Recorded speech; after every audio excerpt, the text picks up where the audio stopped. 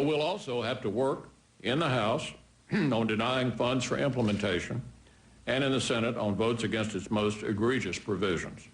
Would you take that to the point of shutting down the government or not passing a budget if that's the only way to deny funding for the health care bill? No, I think we're not talking about shutting down the government. What we're doing here is talking about responding to the American people's desire that this bill not become law. And my first choice, obviously, would be to put a full repeal on his desk. If we are unable to do that, or if we were able to do it, he would certainly veto it. Then you come back and you go after it piece by piece. For example, he conceded just the other day at his press conference that this stupid 1099 requirement, that a business person have to send out a 1099 form to anybody he did $600 worth of business with, and to the IRS. By the way, the IRS has said they couldn't handle the paper. This bill is 2,700 pages long. It is replete with those kinds of problems. We need to try to fix as many of them as we can. Some of them, he indicated, he might even go along with. Well, let's be very specific on this, because some provisions in the health care bill are unpopular. Others are popular, or they might be 50-50. If you were to get the power to start to repeal some of it, can you guarantee the American people right now that before you took away parts you don't like, would you leave in place, for example, the ban on denying somebody coverage for pre-existing conditions? That was not particularly controversial.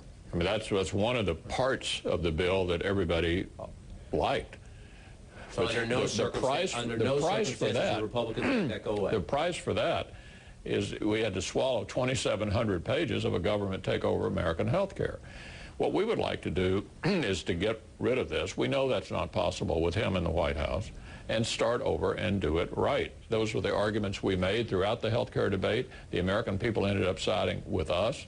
In fact, you know what they're saying. They're saying Republicans want to repeal, and that means no pre-existing conditions. No children can stay on their parents till they're 26 years old. No, the lifting of the lifetime caps on coverage. If you are successful, whether it's now or in the future, would Republicans leave those provisions and say, here, we're going to leave those. Here's a new law that puts those in place. Now we're going to take away this one. What I'm not going to do is to negotiate what the substitute would look like. But we're going to target things like the individual mandate that are extremely unpopular, the $500 billion cuts in Medicare to start this new entitlement.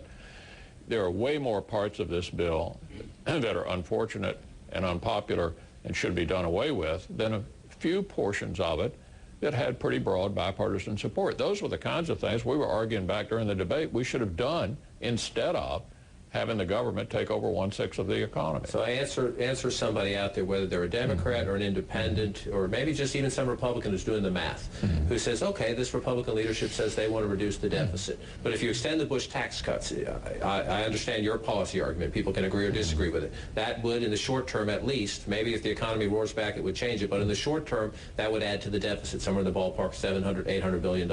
The Congressional Budget Office says the Obama health care bill, for all the policy disagreements you have, that reduces the budget deficit by $143 billion over the next 10 years or so. How can you, are those just inconsistent?